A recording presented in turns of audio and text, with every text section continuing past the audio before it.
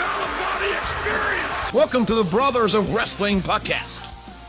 Welcome back to the Brothers of Wrestling podcast with your host, Logan and Hayden. And today we bring you another episode of Wrestling Rewind where we go back to the temple. We are going to be discussing Lucha Underground. This is episode number 3 of season 1 of Lucha Underground, Crossing the Border. Very good episode. Probably the best episode of the first 3 that we've seen so far. There's a lot of lore. Yeah. There's a good match at the end. The main event match is pretty good. Let's talk about it, Hayden. Okay, yeah. I mean, this is definitely, they're starting to step it up. They're starting to bring in some guys from AAA. Starting to get that, what Lucha is. Kind of getting that, instead of like the homegrown guys they had, the first couple episodes was High on Mundo. Yep. You had Big Rick. You're trying to get those big names in to give that appearance that they're a big company. Trying to get those big names in so people will tune in America. And now we're starting to see them integrate the Lucha, the AAA luchadors that start coming in and they start making their marks. So it starts out with Dario coming out. Well, before that, and they do the recap. Yeah, and then we get a scene in Dario's office first. Oh yeah, with Conan. Yep, Conan and him have a conversation because Conan tells him he's bringing all the luchadors in. Yeah, Conan. They talk about the main event and how Conan got some of the guys over the border. Yep, had a little bit of trouble at the border, but he got him through. But he got him through. I forgot about that. See, yeah. So then they talk about that and they basically set up the main event for tonight. Yep. Kind of gives because Dario. They don't give a ton of background. Conan didn't want him to. He wanted to fight other people, but Dario said he wanted to fight them all together. So they're gonna have a triple threat. Yeah. Yep. So we get that confirmation. Then Dario comes out. Dario comes out to the ring and introduces El Mariachi Loco. Yeah, what a bum. Who works at the Mexican restaurant down the street. I love that part where it was Striker or Vampiro say something during the match where they're like, oh, I think it was Vampiro. Yeah, probably like, Vampiro. I just ate there earlier this week and saw him singing there. Yeah, because Dario comes out and he says that people were getting at him because he didn't have enough luchadors in Lucha Underground. So. Yeah. Mm-hmm. Yep. So then they introduce him, and then we get the introduction of Masquerita Sagrada. Your favorite guy. One of my favorites. I love him. Just so good. So good. Little mini wrestler. And it's a classic big man, little man match. Oh, yeah. And Sagrada just shows off everything he's got going for you. Now, some people know Sagrada as El Torito. Yep. That's later on. I think that's after this. Yeah. I think that's. Yeah, I think it's like 2016.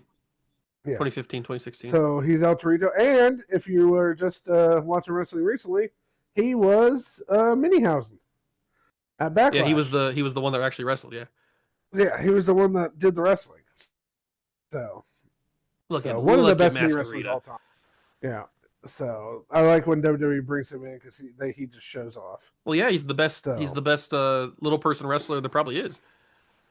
Yeah. So we had the match, and it's your classic match, like you said. Yeah, it's a classic big man, little man match. He's beating him down, and then Sagrada gets the advantage. And the crowd goes crazy. And eventually ends up. Yep, and then eventually gets the win on him. Yeah, he has a chokehold on him. Masquerade has a chokehold, and then he rolls him into a roll up. Mm-hmm. And so we get Sagrada winning that match. So it was a good start for him coming out. Where do we go after that? Is it the Chavo interview with No, Vampiro, it goes to Chavo coming out and attacking Masquerita. Oh, that's right. Yeah, he beats him up in the ring. That's right. He comes out and attacks Masquerita after the thing and starts beating him down. I forgot he came out after that. Just another episode that centered a lot on Chavo. Yeah, the early few episodes they were centered around Chavo because he's a Guerrero, so they wanted to push that. And like I said earlier, they were really trying to get those big names. Yeah. So for Americans, Chavo Guerrero's a big name. Yeah, people know him. Mundo's a big name. Big Rick was a big enough name. Yeah, well, he looks familiar. Yeah, you know what I'm saying? They recognize him. Yeah. The guys that American wrestling fans are going to recognize. Yeah. That's who they were bringing in. Like, I know that guy. He beat Christian. So, and they you can tell they were building Lucha on the back of Chavo at the beginning. Oh yeah, for sure. and the heel turn he has and all that. So he comes out and attacks Masquerade. I forgot. That's right. Then they go to commercial. They come back with a recap of what happened last week where he beat up Blue Demon and Sexy Star, and then they do the interview with Vampiro. That's right. Then they do the interview with Vampiro, which I always love these interviews with Vampiro. Yeah, because Vampiro is like such a funny person. It's just the dynamic back and forth is hilarious, and Chavo's basically just trashing everything that Vampiro's asking him all these crazy questions. Yeah. You know, like why'd you do it? What are you doing? And Chavo's just giving him these crap answers. And it's just funny. And then at the end when Vampiro's like, "You got some serious problems, dude." Just an offline when the interview's over. That's classic. So then where do we go after that? We go commercial and they come back and we see Chavo in the hallway he runs into Conan. Okay, we do the hallway before the match. I couldn't remember which one. Yep, hallway before the match. Yep, so we get the Chavo in the hallway, which I love this hallway scene because he first up doesn't he meet with is it Cueto? It's Conan first. Conan first. That's right. Okay, Conan's first. He meets Conan, and Conan says they're coming. Yeah, he basically just warns him because all the people in Mexico saw him beat up Blue Demon Jr. and then beat up Sexy Star and Masquerita. Yeah, so basically he said the guys are coming. Yeah, just warns him. I assume when he's talking about this, you're assuming it's like the cartel of you would think so, yeah. Of the wrestling. Yeah, the wrestling cartel. It's coming for him, but it's never really implied. No. Conan's so vague about all that stuff, so it's hard to tell. He just warns him. And then when he turns around, Conan walks past him. Yeah. And he watches him leave, and then he turns around, and it's Katrina. Is it Martes? Katrina. No, Martes is first, isn't it? No, Katrina meets him when he turns around. Oh, but it happens twice. Isn't Martes first, and he walks by him again, and then he turns back around, and then it's Katrina? No, once Conan leaves and he turns around, Katrina's right in front of him. Okay, but then he does it again. Is that Martes after that? Yeah, then they cut away to the match, and then they come back, and then Martes does that. That's later in the show. Because Martes does what? Martes runs past him or walks past him in the hallway. Are you sure? Yeah, I'm looking at it right now. I thought that all happened at the same time. No, so it's Conan talking to Chavo, warning him. Then Conan walks away. Chavo looks back. Okay. He turns around, and Katrina's right in front of him. And then she licks him in the cheek. Yeah, she licks him because that's her thing. Yeah, and then we go to the ring for the next match.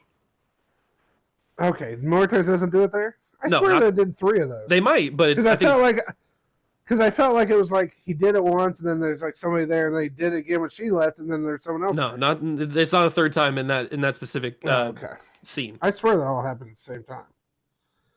So so we go to the match, and it's a crap match. It's a squash versus Ricky Mandel. Yeah, he's not much. But as Merta's making his entrance, they do a little video package explaining his history, his origin. Mm-hmm. Yeah, we get the origin of Muertes. He was buried in an earthquake. Yeah. And what he finds, what they call the rock? I forget what it's called. I forget what it's called too. It's just the rocks that Katrina holds. Yeah, it's just some sort of like powerful stone that holds his power over him. Mm-hmm. So he gets that, and it gives him the power to get out of the. I think what they say he was under there for 12 days. Yeah, something like that. And then he gets the rock, gets the power, and then he escapes. Yep. The earthquake. The rubble. Yeah. Yeah, the rubble of what he was buried under. So. And then he kills Mandel.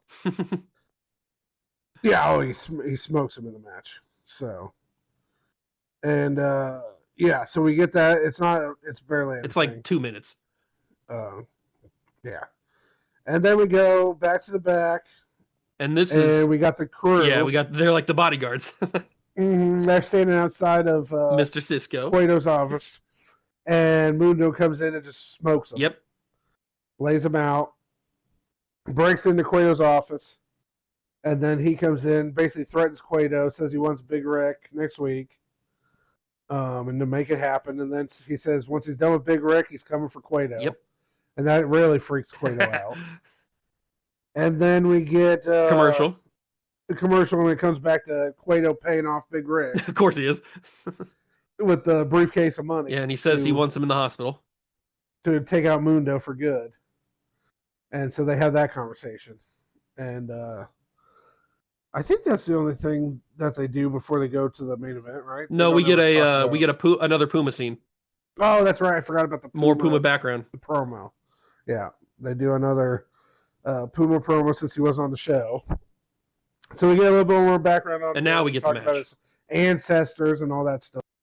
The heritage of the Puma character. So we get that stuff. Then we get the main event. And it is it's one of those matches where if you don't know anything about Lucha, you're about to learn a lot about Lucha. We've got it's they call it, what do they call it, a triple threat, and then Striker goes into the details of yeah, it just sounds better than a three-way dance. I love when he goes into weird stuff like that. yeah, because that's what Stryker does. Yeah. But it's So we get it's the debuts. Pentagon Jr., Ray Phoenix, who are brothers, by the way, Yeah. and then Drago. But they don't. It's not mentioned. Yeah, they never talk about it. No. And Drago, one of your favorites, character luchas. Oh man, the mask he comes out with. Oh yeah, and the tongue extension thing that he has. And Vampiro can't stop talking about it the whole time. Looks like Gene Simmons out there. So you get those two in the ring, and I mean this match. Well, and you quickly realize that they want to highlight Ray Phoenix of how like he quickly becomes one of the faces of the company. You can tell as soon as this match starts that Ray Phoenix is going to be one of their stars. Yeah, because he gets the start of this match going. He's hitting all the he's hitting his crazy spots. By now, people know Ray Phoenix. Oh yeah, he's hitting the split leg, like old school movie does. Mm-hmm. He's hitting the moonsault. Yeah, just bouncing all around. They really play into him a lot. Like Frankensteiner he does on Pentagon over Drago, who's like laid. Like Drago's in the upside down position in the ropes, and then he hits like that suplex Frankensteiner on Pentagon off the top. So there's a ton of high flying moves in this. It's a great match. And you eventually get the spot where Phoenix gets knocked out and he goes up the steps. Mm-hmm. And then you get Penta and Drago going at it with each other. And then eventually, which becomes a trademark of Phoenix in Lucha Underground, is you see him up on top of Cueto's office. And he hits the cross body on both Pentagon and Drago. Yeah, super sick. To the floor. That becomes Phoenix's It's not as cool as the one that Angelico hits later in the show, but it's still pretty sick. Yeah, and then the one, isn't it Mundo hits the running one off the top? Well, Angelico runs from the office to the ring. Yeah, but I think Mundo might hit one, yeah. Too. But this one's still pretty cool. But yeah, Phoenix he jumps off of there, hits him. Eventually they get him back in the ring. I do like, at one point they talk about the origin of Pentagon. Yeah. Which not a lot of people know now that he's become such a big star. Yes, the original Pentagon gave him the mask, right? Well, so, yeah, because he's Pentagon Jr. Yeah. But in Lucha, there's a ton of, like, these guys where it's like you have a yin and yang. Oh, there's a good version and there's a bad version. And for Pentagon, he's the evil version. And then you have the good version, which is Octagon. Right. I forgot about Octagon. And so then eventually it was Octagon Jr. and then Pentagon Jr. So that's not really ever talked about because that's more of a AAA lore thing. Didn't Octagon... he showed up recently. I don't think Octagon... In real life. Yeah, Octagon's been in a bunch of stuff. He's come up and done stuff in AEW, I think. I thought so. I feel like he showed up recently on TV. Yeah, and I think he's shown up recently because I think he's still in AAA. Within the last year. I think he's been on the Fox show already. So that WWE's doing now. The AAA I think Fox they should lean into that, have Octagon versus Pentagon. But, so they're natural born rivals. Yes. So in this match, they talk about that lore of how he's like the dark version of Octagon. Yeah, there's always cool stuff about Lucha Libre, stuff like that. Yeah. So his character's kind of just a morphed off version of Octagon in that sense. So that they talk about that during the match. You get kind of the origin of Phoenix, how he always, if he dies, that's the whole point of Phoenix. He's rebirthed. And that's why he takes the crazy chances. He's not afraid of death, blah, blah, blah. Which leads into one of his best rivalries in Lucha is Mil Muertes, 1,000 deaths. So those two have some of the greatest matches in Lucha. But anyway, so Phoenix ends up getting the pin on Pentagon, which when you're watching this now, knowing the lore of Lucha, it's funny because it's like they're pushing Phoenix hardcore to be the main star of Mhm. this, and it's Penta that comes out of the three of these guys as the head and shoulders, Yeah, probably. the mega star of the three of these guys. Now Phoenix, I mean Phoenix has a good run. Don't get me wrong, but out of the three of these guys, Penta out of Lucha becomes the mega star Yeah. of Lucha Underground. He becomes the face of Lucha Underground by like season 2 or 3. Definitely. So it's funny to see him take the pin. Out of three guys, out of this, you would think, knowing the history of Lucha, you would think, oh, it's going to be Drago. But no, it ends up being Pentagon who ends up taking the pin in the first match from Phoenix. And so then you get that. So you get that big time moment for Phoenix. That's going to lead into what's going on next. They kind of talk about the next week's show, where you're going to get Mundo and Rick in the main event. And then we get to some interesting lore Yeah, love it. delivered to us. I forgot they started this so early. I did too. I thought it happened a little bit later. So we go off, and it kind of takes you to a building we don't know anything about. It's not the temple. It's dingy, and dirty and dark. Yeah. And you see Cueto standing in front of like this cage, and he's talking about what's going to happen. He's ticked off. He can't believe Mundo's like challenging him. It's the worst thing he could ever do. Blah blah blah. And then he kind of gets into it, and he says, "Oh, what was his line at the end?" Because it was something like, "I'm not going to let anyone intimidate me," or something like that. And then he kind of looks ahead, and he goes, "Not even you." Yeah. And then like, we see a big shadow, and he's messing with his key that is on his neck. Yeah, and then we see the big shadow kind of walk by his silhouette, and we see that. So that's a nice long through tease. That's the good stuff that we're gonna get later on. But I forgot they started that so early with that tease. Yep. So, but yeah, great episode. Definitely the best episode so far. For sure. The beginning's not amazing. The Sagrada stuff I love just because I love Sagrada. The middle match, I mean, they're just trying to build more Merites as this monster. You could tell it was taped at the same time because he's wearing the exact same outfit. So I can't wait for him to change all that. Yeah, I don't like those pants at all. Just a bad outfit.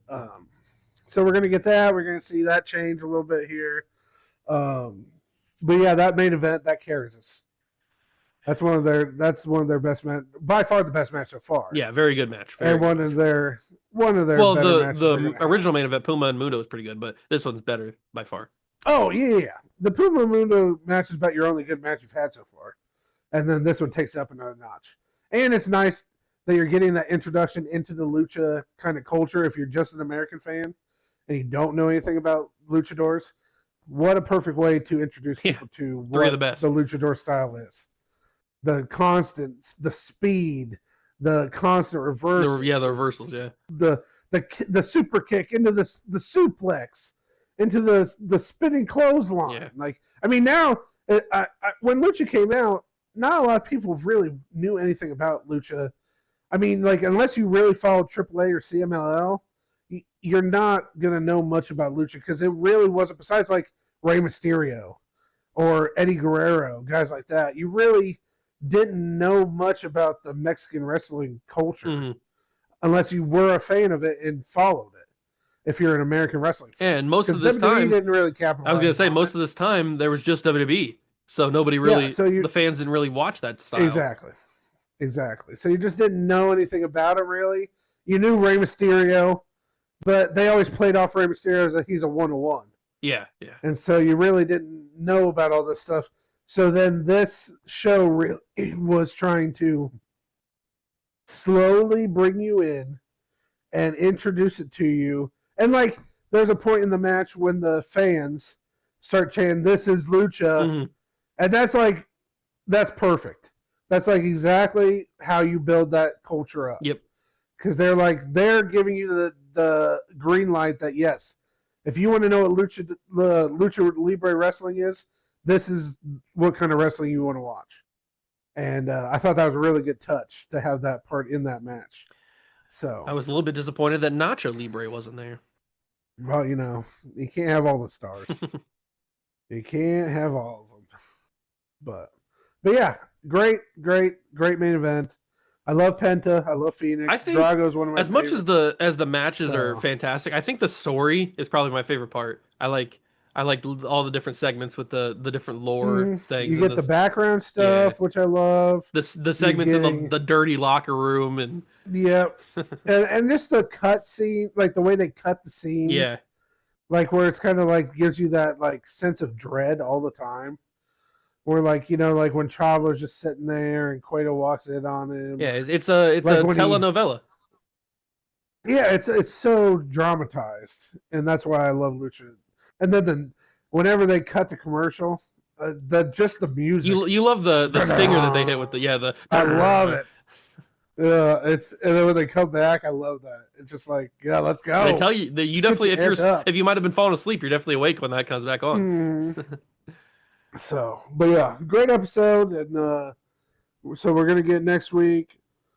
Um, at least you're getting Mundo and Rick. They didn't really talk about anything else that was happening.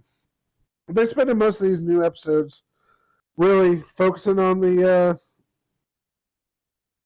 um, Chavo storyline. You're getting the Chavo through line so Puma's been far. big in the first couple episodes. You're getting Puma being like recognized as an up and coming face. You're getting the Cueto storyline, and then you're getting the introduction of all the luchadors. So they're kind of giving you a four-pronged kind of attack right now out of the gate. They're kind of trying to build you these different things um, to see where they go here. Yeah. In terms of storylines. So those are your big four right now.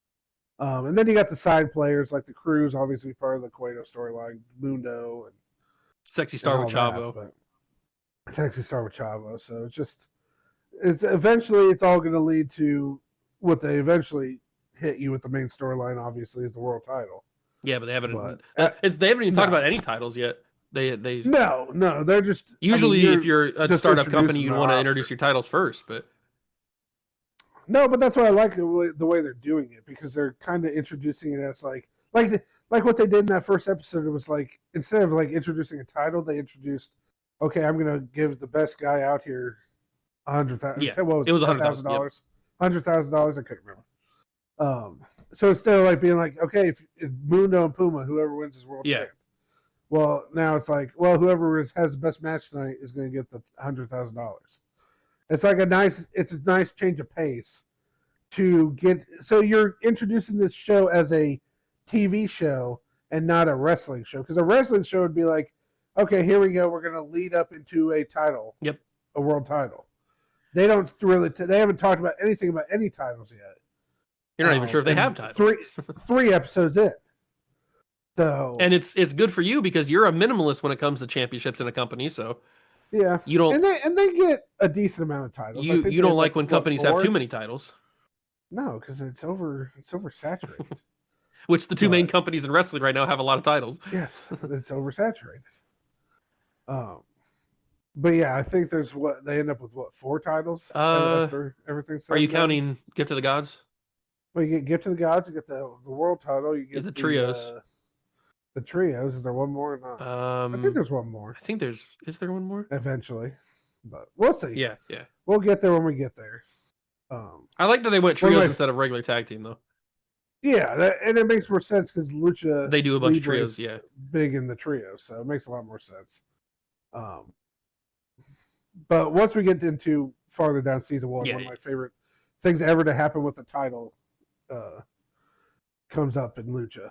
And I think no one ever does this, and I think it's such a cool thing to do. Mm-hmm.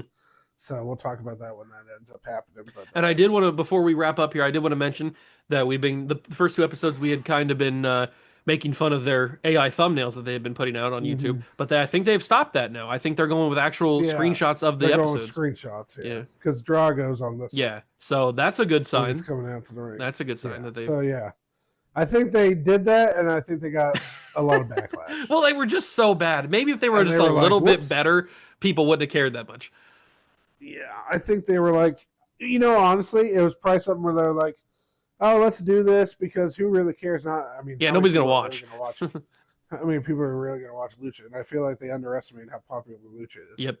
especially when you're putting it on YouTube, and then it hasn't been anywhere since it ended. Yeah, it's been there's been like you've had leakage to dig because I had told you that I had found on Reddit some guy had posted all 4 seasons, links to all 4 seasons. Yeah, So. you had to dig if you really wanted to watch it, and now they're giving you had it to earn for it free on YouTube. And I mean, I think they're underestimating how many people are actually going to go back into Lucha and rewatch it. So And this could do wonders for Pentagon in real life, like in current day. People could go back and watch this and realize how good he was in Lucha, and then he becomes even bigger of a star in WWE. Well, and I know this is going farther down the line, but all the stars that came out of Lucha that like really got They're a the big top stars break, in wrestling right now. I mean, like they're everywhere. Swerve, Pentagon, Phoenix, Ricochet as Puma, Swerve as what's he called in this? he is Killshot. Killshot. You get wherever Santos ends up going is Cuerno. You're going to get Chelsea Green. Yeah, eventually. Yep. Coming in as Racula. Isn't it Racula? She's part of that Reclusa, something like that. Reclusa. I mean, you're going to get a bunch of people coming in. Isn't Io Sky wrestling? Io Sky, she's part of the Lotus. Yeah. So you get Io Her Sky. And Kyrie. I mean, these are all before they even were NXT. doing the WWE stuff and NXT and all that stuff. Yep. I mean, this is like your first introduction to so many of the biggest names in America right now is Lucha. And I can't wait till we get to the part where your favorite guy shows up. Which one do you think is my favorite guy? Oh, you know who it is. I know won't spoil it. I know who I'm thinking of. We all know who your favorite guy is. Lucha. I hope you're thinking of the same guy I'm thinking of because I can't wait for him to show up either. Love him. It's gonna make my day when he shows up with this thing. So. But yeah, good episode. Yeah, episode 3, best they're really one. starting. They're leaning into the Lucha, and that's when they're at their best. So can't wait for episode 4. Yep. We're trying to do these every Sunday. Some of these might be a little behind, but we're trying to get this out 1 episode a week out there for you guys to keep up and maybe watch along with us. Yep. Well, that has been our recap of Season 1, Episode 3 of Lucha Underground, Crossing the Borders. We hope you all enjoyed. If you did, make sure to leave us a like on Spotify. Follow us on Spotify as well. Subscribe to us on YouTube and follow us on all social media platforms, TikTok, Facebook, Twitter, all kinds of things. And we will see you in the next episode. Peace.